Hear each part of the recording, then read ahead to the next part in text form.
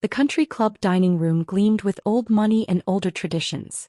Crystal chandeliers hung from vaulted ceilings, casting warm light over tables dressed in cream linens and silver place settings. My parents' 40th anniversary celebration was exactly the kind of event they lived for.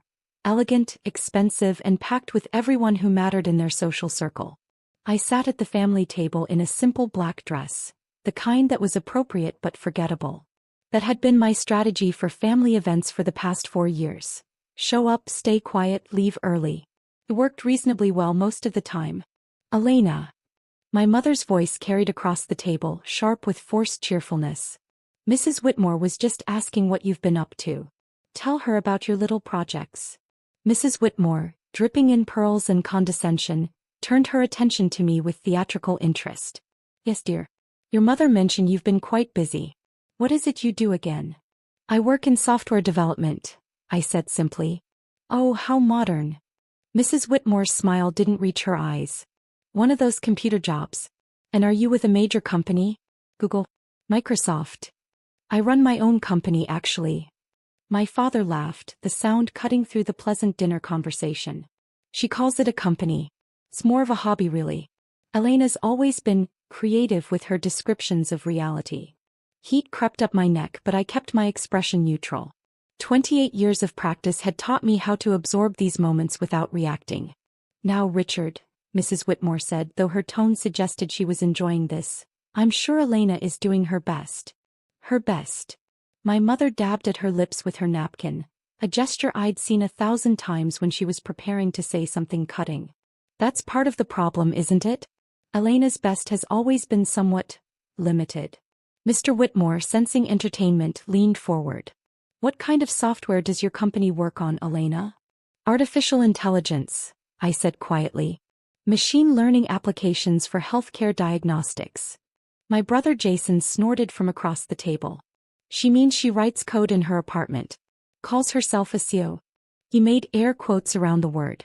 Our little sister, the entrepreneur. His wife Amanda giggled. That's actually kind of cute. Like a lemonade stand but with computers. It's not quite like that, I started.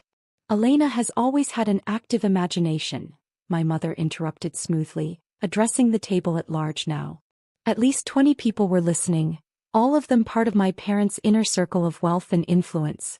Even as a child, she'd make up these elaborate stories about what she was going to accomplish.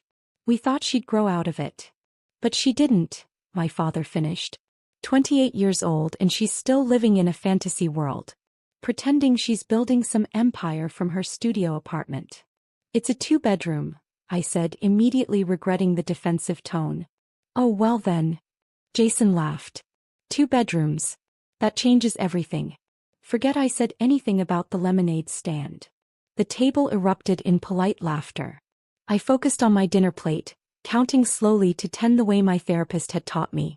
Mrs. Whitmore turned to my mother with exaggerated sympathy. It must be so difficult, Catherine. Especially when Jason has done so well for himself. Director of marketing at his age. You must be so proud. We are, my mother said warmly. Jason has exceeded every expectation. Made all the right choices, attended the right schools, married wonderfully. She beamed at Amanda. They've just bought a house in Riverside Estates. 5 bedrooms, can you imagine? And Elena? Mr. Whitmore asked, his tone making it clear he knew the answer would be unflattering. Where does she live? The Arts District, my father said, making it sound like a slum. One of those converted warehouse buildings. Very bohemian. I like the neighborhood, I said quietly. It's central to the tech community. The tech community, Jason repeated mockingly. God, Elena, do you hear yourself? You sound like a character from Silicon Valley. Except you're not in Silicon Valley. You're in a warehouse apartment pretending to be Steve Jobs. Jason, don't be cruel, my mother said, but there was no real reproach in her voice. Your sister is doing her best.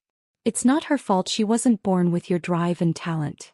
I just think it's sad, Amanda chimed in. Elena, you were always so smart in school.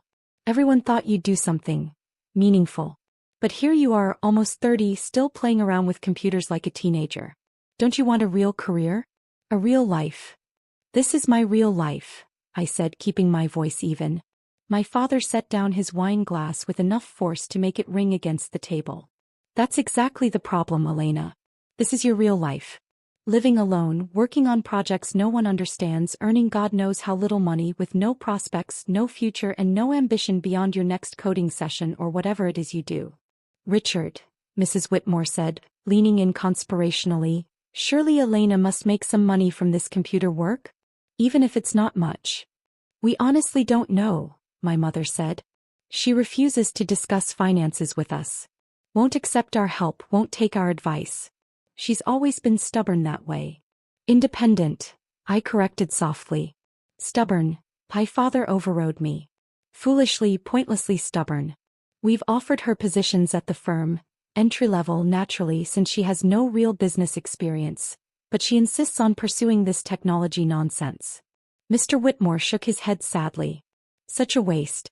You and Catherine built one of the most successful real estate development firms in the state. The connections, the opportunities you could provide. And she chooses computers. In a warehouse apartment, Jason added helpfully. Don't forget the warehouse apartment. Very important detail. More laughter rippled around the table. I noticed several people from nearby tables glancing over, drawn by the spectacle of my family's public dissection of my failures. My mother addressed the growing audience with practiced grace. We've made peace with Elena's choices. Not every child can be successful. Some people simply aren't built for achievement. We love her anyway, of course. Of course, Mrs. Whitmore agreed. Though it must be hard watching her waste her 20s like this. It's devastating, my mother said, her voice catching just enough to sound genuine. To watch your child fail at life, to know they could be so much more if they'd just listen. It breaks a parent's heart. I'm not failing, I said louder than I intended. Several conversations stopped. I'm building something. Just because you don't understand it doesn't mean it's not real. My father's face darkened. Don't raise your voice at this table, Elena. We're celebrating our anniversary with friends and family. If you can't be pleasant, you can leave. Maybe I should. I started to stand. No.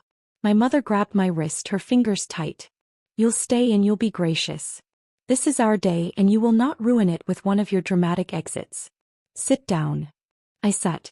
28 years old and I still couldn't quite defy my mother's direct commands. The problem, my father said, addressing the table again now that order was restored, is that Elena has never understood her limitations. We've tried to help her see reality, but she's convinced herself that she's some sort of genius entrepreneur. It would be funny if it weren't so sad. She couldn't succeed if she tried, he continued, warming to his theme. Several more people from nearby tables were openly listening now. She's just not built for it. Some people have what it takes. The drive, the intelligence, the social skills necessary for real success. Others. He gestured at me with his wine glass. Others play with computers and call it a career. My mother nodded along, her expression one of resigned disappointment. Such wasted potential. She could have been something. Could have had a real life. Instead, she's thrown it all away on this technology fantasy. Has she even made any money from this? Amanda asked. Like actual money? If she has, she's kept it very quiet, Jason said. Which tells you everything you need to know. If Elena had actually succeeded at anything, trust me, we'd hear about it. She'd make sure everyone knew. That's not fair, I said quietly. I don't broadcast my work because I prefer privacy. Privacy? My father scoffed. That's what failures call it when they have nothing to show for themselves. Privacy. Elena, successful people don't hide their success. They're proud of it. The fact that you've told us nothing about your supposed company in 4 years speaks volumes. Mrs. Whitmore patted my hand with false sympathy. Dear, there's no shame in not being as successful as your brother. Not everyone can be exceptional. Some people are just ordinary. And that's perfectly fine. Exactly. My mother agreed. We've been telling Elena this for years. Stop trying to be something you're not. Accept your limitations. Maybe find a nice entry-level position somewhere, meet a nice man, settle into a normal life. There's no shame in being average. I'm not average, I said, my voice barely above a whisper. No, my father agreed. You're below average. An average person would have recognized their shortcomings and adjusted accordingly. You're still chasing impossible dreams at 28. That's not average, Elena. That's delusional. The words hit like physical blows, but I'd learned long ago not to show the damage. I sat there, calm and composed, while my parents systematically destroyed me in front of 50 witnesses. Jason was scrolling through his phone now, smirking. Hey, Elena, remember that business plan you showed us 3 years ago? The one Dad called science fiction written by someone who doesn't understand business? Whatever happened to that?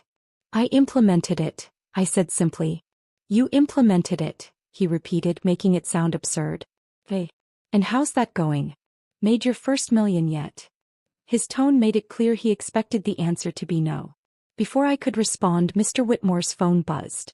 He glanced at it, frowned, then looked at it more carefully.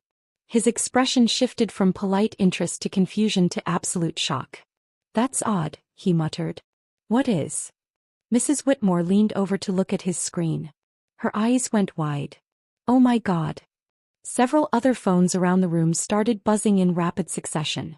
The soft notification sounds created a wave of electronic chirping that spread through the dining room like falling dominoes. My mother's phone lit up on the table.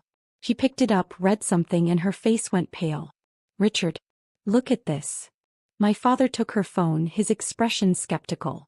As he read, his face transformed. Confusion, disbelief, then something that might have been anger or might have been shock. It was hard to tell. What is it? Jason demanded. What's everyone looking at? More phones were coming out now. All around the dining room, people were checking notifications, reading, their faces showing progressive stages of shock. Amanda gasped audibly, her hand flying to her mouth. She'd been scrolling through her phone and had apparently found whatever everyone else was seeing.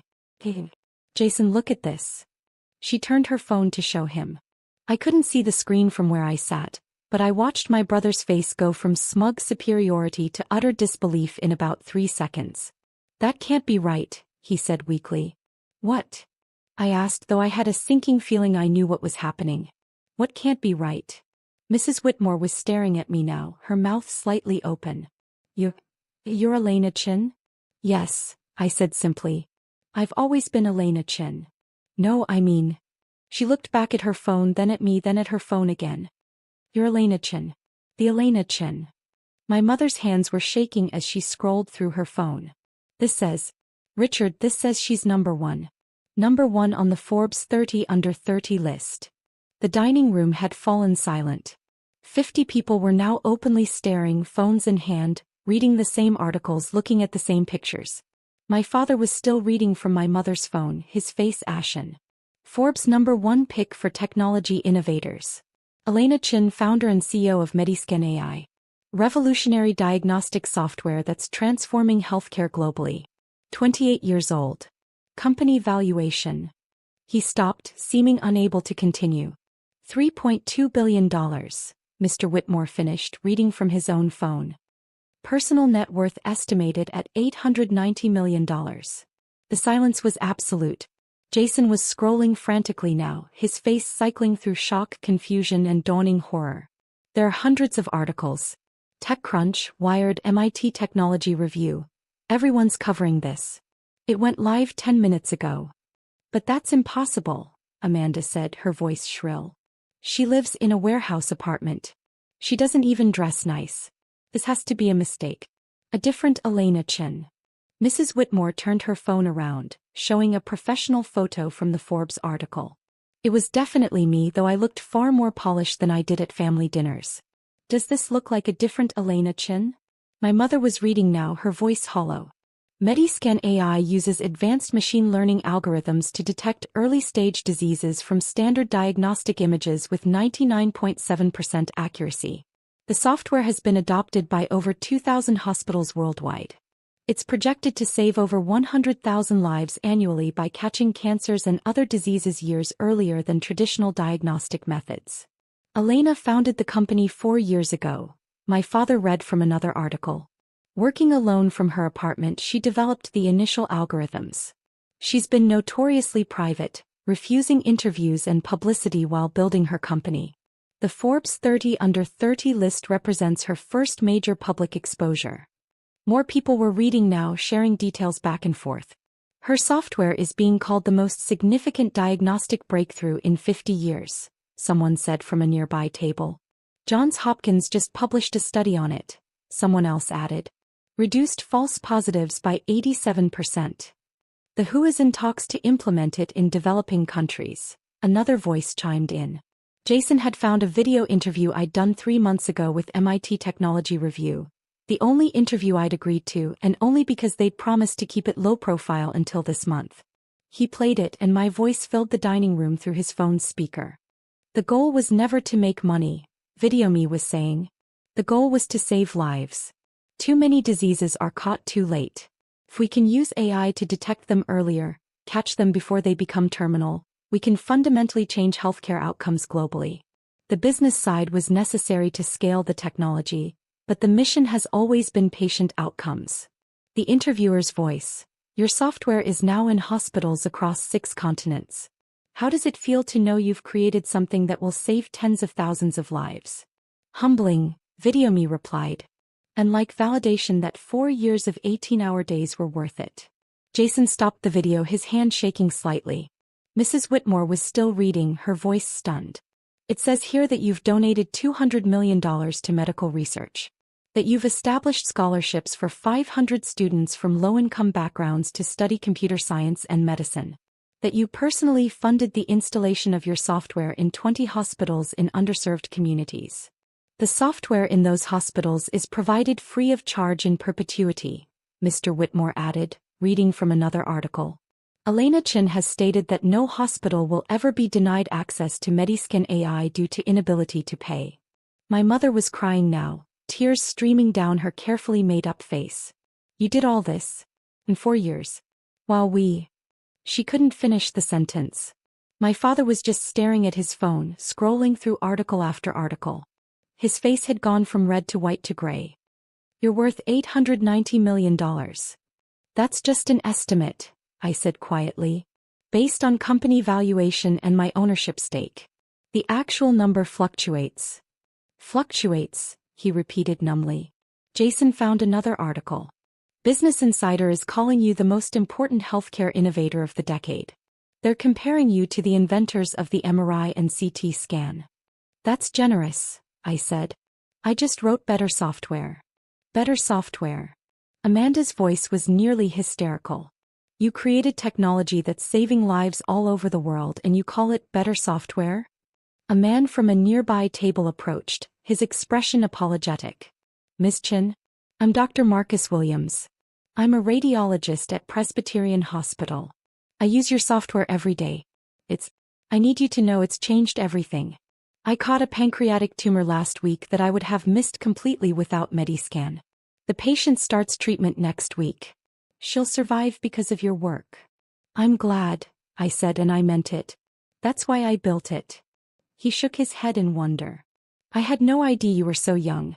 Or that you'd been working in such obscurity. The whole medical community is talking about this Forbes article. Everyone wants to meet you, thank you, understand how you did it.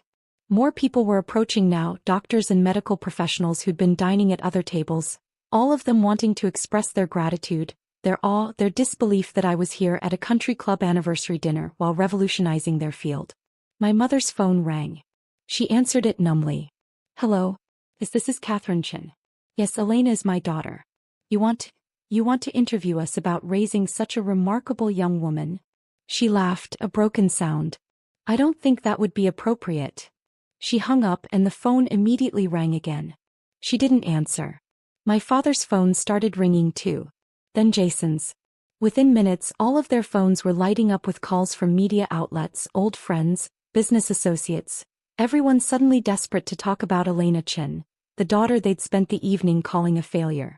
Mrs. Whitmore was still reading, seeming unable to stop. There's an article here about your workspace. They're calling it genius minimalism. You converted a warehouse apartment into a state-of-the-art development laboratory. There are photos. It's stunning.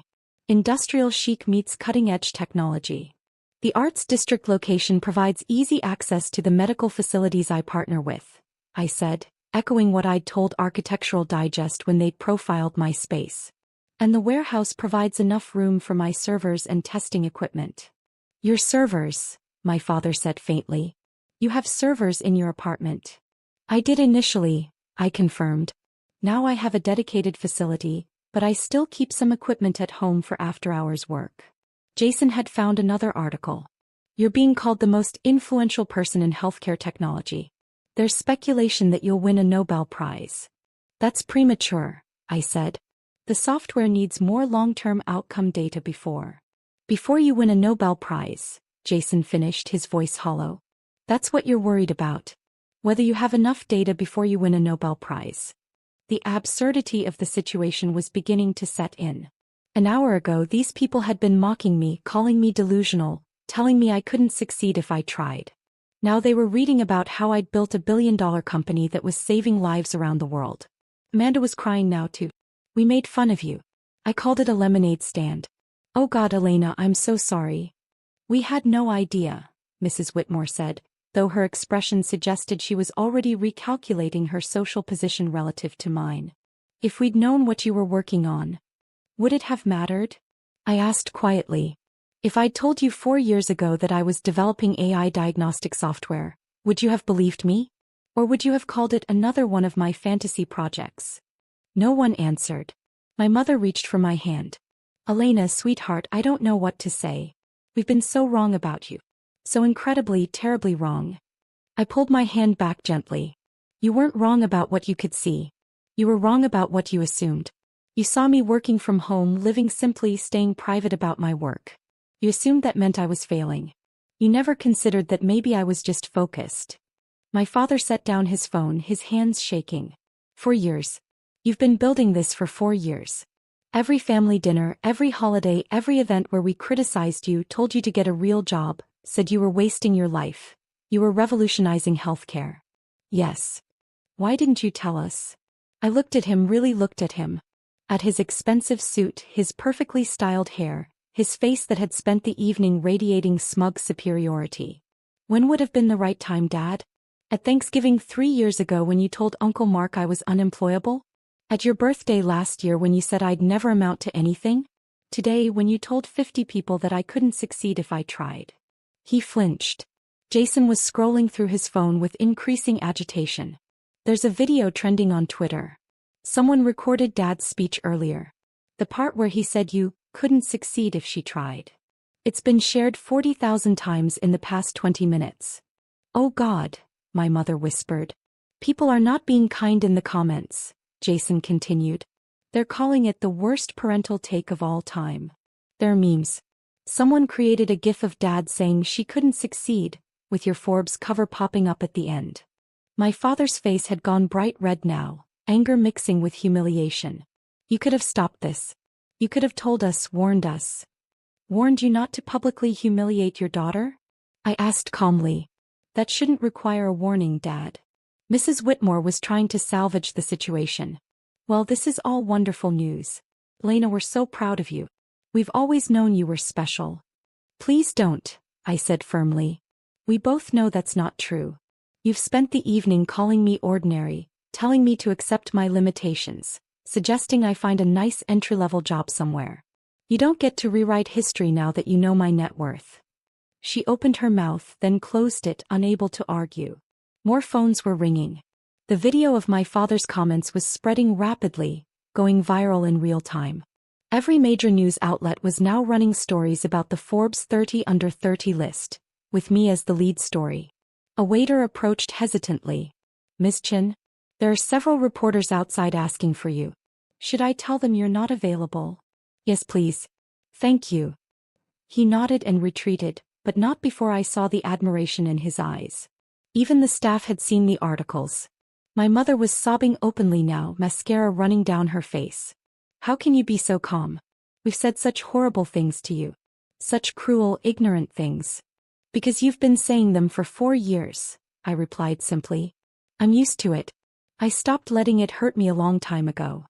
That's worse, she said. That's so much worse. You stopped caring what we thought because we treated you so badly. I didn't disagree. Dr. Williams approached again, phone in hand. Miss Chin, I hope I'm not intruding, but I just spoke with the head of radiology at Massachusetts General. They're using your software and they wanted me to pass along their gratitude. They're catching cancers 2 to 3 years earlier than they were before Mediscan. The patient outcomes have been extraordinary. I'm so glad to hear that, I said genuinely. That's exactly what I hoped would happen. I also wanted to apologize, he said, glancing at my family. I couldn't help but overhear some of the conversation earlier, before the Forbes article dropped. I think everyone here owes you an apology. They owe me nothing, I said. They spoke what they believed to be true. They didn't know what I was actually accomplishing because I chose not to tell them. That was my decision. Why? Jason asked suddenly. Why didn't you tell us? Really? I looked at my brother, at his expensive suit and his smug expression that was finally cracking. Because I needed to know who you all really were. Who you were when you thought I had nothing to offer you. When you thought I was a failure with no prospects and no future. And now I know. What do you know? My mother asked, her voice barely a whisper. That your love is conditional, I said simply. That your respect has to be earned through success that you can understand and quantify. That I'm only valuable to you when I'm worth $890 million and featured on Forbes covers. That's not fair, my father said, but his voice lacked conviction. Isn't it? I gestured around the room. An hour ago you were telling everyone I was delusional. A failure. Someone who couldn't succeed if I tried. Now you're crying and apologizing and trying to claim you always believed in me. The only thing that changed is your knowledge of my net worth. Amanda found another article. CNN is running a segment called The Warehouse Billionaire. They're talking about how you revolutionized healthcare while living in obscurity. People are calling it the greatest underdog story in modern business. I was never an underdog, I said. I knew what I was building. I knew its value. Just because other people didn't see it doesn't mean I didn't. The country club manager approached, looking flustered. Mr. and Mrs. Chin, I apologize, but we have a situation. There are approximately 30 reporters outside now. They're asking for Ms. Chin. We're trying to keep them from entering, but... I'll leave, I said, standing. I don't want to cause more disruption to your celebration. No. My mother grabbed my arm. Please, Elena. Stay. We can talk about this, work through this. Work through what? I asked gently. Mom, you spent the evening telling your friends that I was a failure, that I'd wasted my potential, that I couldn't succeed if I tried. Those words came from somewhere real. The Forbes article doesn't erase them. But we didn't know, she insisted. If we'd known what you were building, you would have treated me differently, I finished. That's exactly my point. Your treatment of me was based entirely on what you thought I could offer you. And now that you know I'm successful, you want to change the dynamic. But I don't. My father stood, his face a mix of shame and anger. What are you saying, Elena? That you're cutting us off? Your own family? I'm saying that I'm going to leave now. I'm going to go home to my warehouse apartment with my servers and my development equipment. I'm going to continue working on the next generation of Mediscan, which will detect neurological diseases even earlier. And I'm going to think very carefully about what role, if any, this family plays in my life going forward. You can't mean that, Jason said. We're your family. You're people who share my DNA, I corrected. Family is supposed to support you, believe in you, give you the benefit of the doubt. You've done none of those things for 4 years. You've mocked me, dismissed me, and publicly humiliated me repeatedly. The Forbes article doesn't change what you've done. It just makes you regret it. Mrs. Whitmore tried once more. Elena, surely you can forgive a few thoughtless comments. Your parents love you. Do they? I looked at my mother, at my father, at their faces showing shock and shame and desperate calculation. Because from where I stand it looks like they love my net worth. They love the idea of telling their friends their daughter is on the Forbes 30 under 30 list. They love the status I can bring them now. But me, the person I actually am? I don't think they've ever loved that. My mother's sobbing intensified, but I felt oddly calm. 4 years of hurt and dismissal had built up a protective shield that even their tears couldn't penetrate. I pulled out my phone and sent a quick text to my security team. They'd been on standby since the Forbes article dropped, knowing this might happen. My car will be here in 2 minutes, I said. Security will help me through the reporters. I'd appreciate it if you'd all give me some space for the next few weeks while I figure out what I want to do about this situation. Elena, please, my father started. I need to go, I said firmly.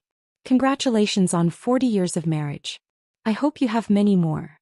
I walked toward the exit and the entire dining room watched me go. 50 people who'd spent the evening watching my parents tear me apart, now watching me walk away from them with quiet dignity. As I reached the door, Dr. Williams caught up to me. "Miss Chen, one more thing. My daughter is studying computer science at State University. She wants to work in medical technology. Would it be possible? Could she perhaps reach out to you for mentorship or advice?" I smiled, the first genuine smile I'd managed all evening. "Have her email me through the company website. I make time for students who are serious about using technology to help people." "Thank you," he said, his voice full of emotion. "Thank you for everything you're doing. You're changing the world." Outside, my security team was waiting. They formed a protective barrier as reporters shouted questions. "Miss Chen, how does it feel to be #1 on the Forbes list? Elena, can you comment on the video of your father's statements? Is it true you developed Mediscan entirely alone?" I didn't answer any of them, just walked calmly to my car. A Tesla Model X, practical and efficient. Not a billionaire's typical choice, but I'd never cared about typical. As we pulled away, I looked back at the country club. Through the windows, I could see my family still sitting at that table, surrounded by people whose opinions they valued more than their daughter's well-being. My phone was exploding with notifications. Interview requests from every major media outlet. Speaking invitations from conferences and universities. Messages from colleagues and competitors, investors and advisors, all of them wanting to congratulate me or attach themselves to my sudden public success. One text stood out from Dr. Rachel Martinez at Johns Hopkins, one of the researchers who'd helped validate my software. "Saw the Forbes article. Congratulations on finally getting the recognition you deserve. Also saw the video of your father. I'm so sorry. You deserve better. If you need anything, call me." I typed back, "Thank you. Okay. Just ready for this day to be over." Her response came immediately. "Want to grab coffee tomorrow and talk about the next phase of the neural detection algorithms? Work is always a good distraction." I smiled. "Yes. That sounds perfect." Because that was the thing, the work was real. The lives being saved were real. The hospitals using my software, the patients being diagnosed earlier, the families who'd get more years with their loved ones because a tumor was caught in time, that was all real. My family's sudden recognition of my worth? That wasn't real. That was just reaction to a Forbes article, to a net worth estimate, to public validation they couldn't ignore. I'd built something meaningful while they were calling me a failure. I'd changed an entire field while they were suggesting I get an entry-level job. I'd saved lives while they were telling everyone I couldn't succeed if I tried. And now they wanted to claim pride in my accomplishments, to bask in reflected glory, to tell people they always knew I'd be special. But I knew the truth. And so did 50 witnesses who'd heard every word they'd said before they knew who I really was. My phone buzzed again. A text from my mother. "Please come back. We need to talk. We love you." I stared at the message for a long moment, then turned off my phone. Tomorrow I'd deal with the media storm. Tomorrow I'd figure out how to maintain the privacy I'd worked so hard to protect. Tomorrow I'd decide what boundaries to set with my family and whether those boundaries would include any contact at all. But tonight I was just going to go home to my converted warehouse, pour myself a glass of wine, and review the latest test results from the neural detection project. Because that work, that difficult, complex, world-changing work, that was what mattered. Not Forbes lists or family approval or net worth estimates. The work was what mattered. It always had been. And unlike my family's conditional love, the work had never let me down.